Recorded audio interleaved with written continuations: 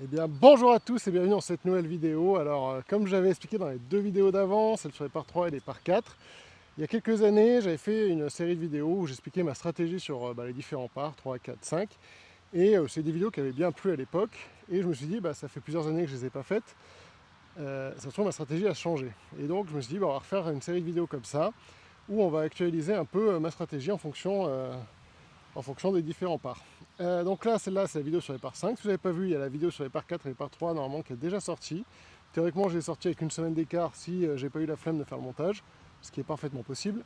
Mais en tout cas, voilà, on se retrouve sur les parts 5 et je vais vous expliquer un peu comment les deux stratégies que j'ai sur les parts 5. Aujourd'hui, on est sur le trou numéro 6 du clou.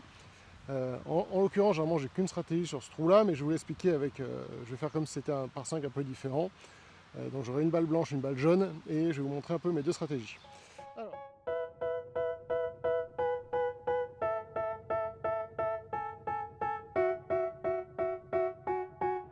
They tell me that I'm never gonna make it. They want me to do something that can make sense. They hate when I keep dreaming I'll be famous, but I don't give a fuck, I'ma keep chasing. They tell me that I'm never gonna make it. They want me to do something that can make sense. They hate when I keep dreaming I'll be famous, but I don't give a fuck, I'ma keep chasing.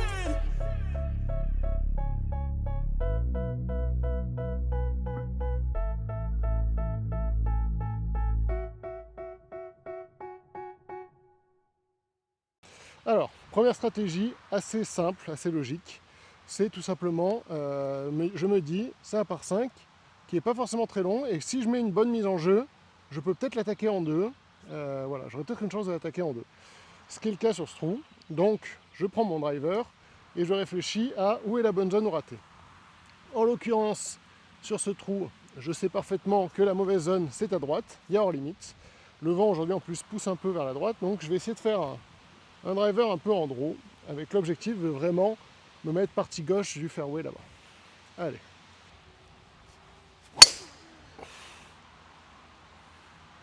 Alors le contact était loin d'être parfait. Elle a même pris plutôt un petit fade. En tout cas, elle est partie à gauche. Et elle est partie gauche du fairway. Bon, écoutez, le swing n'était pas celui que je voulais, mais le résultat est là.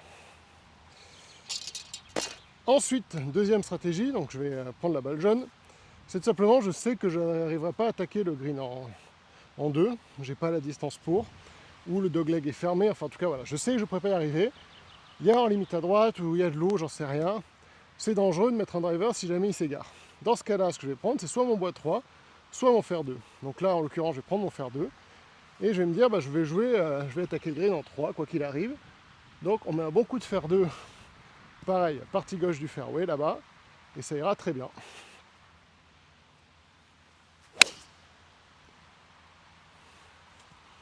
Voilà, celle-là pour le coup, elle était en draw. Elle est bien, elle est fairway, partie gauche. Pas de danger, vous voyez. La mise en jeu est faite. Une grande partie du danger a été enlevée du par 5. Donc voilà, mon fer 2 est arrivé là. Donc clairement je peux pas l'attaquer en deux, hein. J'ai clairement pas assez de distance, je sais même pas combien il y a exactement. Je peux regarder mais je suis pas sûr que c'est un grand intérêt tellement c'est loin. Il y a 320 mètres à la forêt derrière, donc il y a au moins 270 mètres au drapeau. Donc moi ce que je vais faire, c'est simplement je vais jouer un fer 4. Donc naturellement quand on a cette stratégie là, il faut savoir jouer ses longs fers, hein, parce que c'est important. Parce qu'on aura au moins un voire deux à jouer. Donc je vais jouer mon fer 4 en fade, aligné sur le bunker en fade là-bas. Objectif se mettre sur le fairway et se laisser maximum, on va dire, un fer 8 sur le par 5.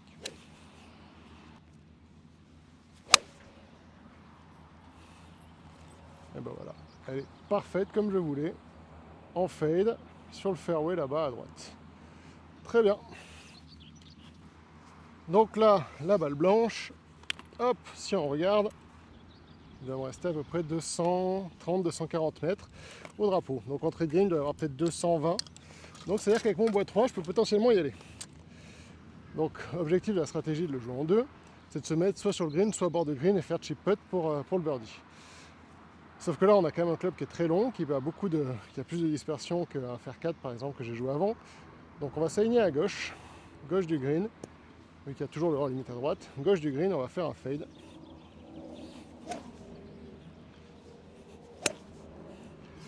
pour, au pire des cas, rester partie gauche, avoir un chip en montée, et au mieux être sur le green.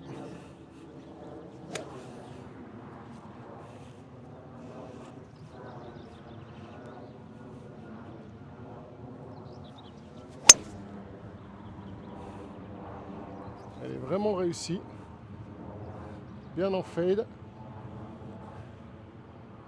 Alors le contact n'était pas parfait, donc je vais peut-être être à 15 mètres du green, 20 mètres du green je pense. Mais en tout cas on a un chip, donc objectif rempli. Bon bah mon fer 4 est arrivé là. Vous voyez, fer 4, fer 2, fer 4, j'arrive à 88 mètres du drapeau. Donc ça laisse quand même. Alors l'occasion de birdie est quand même moins grande, parce que là-bas je vois que je suis vraiment. Je suis pas tout à fait bord de green, mais j'ai un chip. Là j'ai un vrai coup de wedge. Mais quand même, c'est-à-dire que potentiellement un bon coup de wedge, ça fait quand même une occasion de birdie avec des coups qui ont été quand même avec peu de stress. C'est-à-dire que si vous n'êtes pas en confiance, ça peut être la solution. Donc ici, le green, je sais qu'il est comme ça, qu'il penche un petit peu. Il vaut mieux être à gauche du drapeau, 88 mètres, je monte 56, le vent pousse gauche-droite, donc ça va être un plein coup de 56.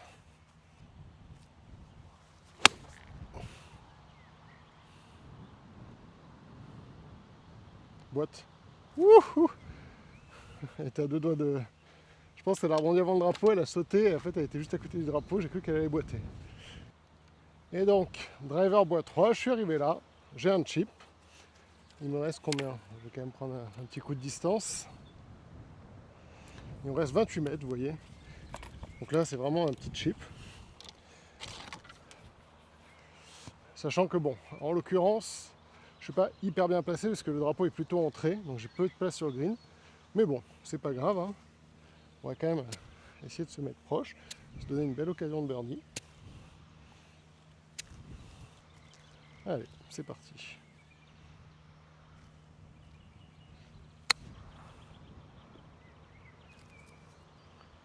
Vous voyez, hop. Elle était un peu longue, comme je le pensais, ça va être un chip un peu compliqué parce qu'il y avait peu de place pour l'arrêter. Mais je suis sur le green en 3 avec une occasion de birdie. Bon, au final, j'ai quasiment 2 fois la même occasion de birdie. Donc finalement, vous voyez, sur la stratégie, alors après voilà, c'est un peu moins de réussite sur la balle blanche, qui aurait pu s'arrêter plus vite. Le drapeau était vraiment entré, c'est dommage. Mais bon, j'ai quand même 2 occasions de birdie. Une un peu plus récente que l'autre, en tout cas sur les coups d'avant. Mais voilà, allez, on va essayer quand même d'en rentrer un des deux. Allez. Bon, ça fera un bon par facile. Allez, on va quand même essayer de rentrer celui-là. Que tous ces risques pris servent à quelque chose.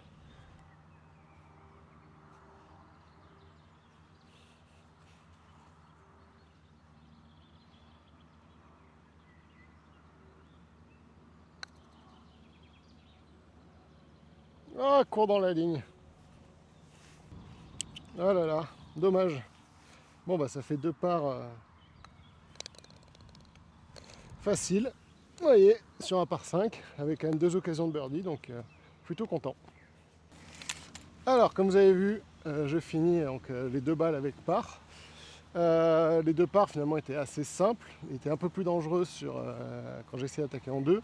Et donc il faut apprendre aussi à gérer quelque chose, c'est la frustration. C'est-à-dire que se dire qu'on a été bord de green en 2 et qu'on aurait pu potentiellement faire un eagle ou le birdie facile, et sortir avec le par, des fois ça peut monter à la tête et se dire voilà, j'ai raté mon trou, machin. Non, on sort avec un par, c'est dommage, c'est clair, mais c'est pas grave. Il vaut mieux sortir avec un par qu'avec un bogey, un double ou un triple. Donc au final, il faut savoir se dire bah c'est pas grave et passer au trou suivant de façon détendue. Bref, en tout cas, comme vous l'avez vu, voilà, 2 stratégies un peu différentes, même résultat. Mais voilà, en tout cas, j'espère que cette vidéo vous a plu. Si c'est le cas, bah, laissez un j'aime, un petit commentaire pour me dire ce que vous en avez pensé, à vous abonner, voilà, parce que prochainement une très grosse annonce sur ma chaîne, donc vous ne voulez pas le rater, celle-là je pense. Donc voilà, pensez à vous abonner, ça me fait très chaud au cœur quand je vois que vous êtes de plus en plus nombreux à me suivre, donc n'hésitez pas à cliquer le petit s'abonner. Allez, ciao les amis.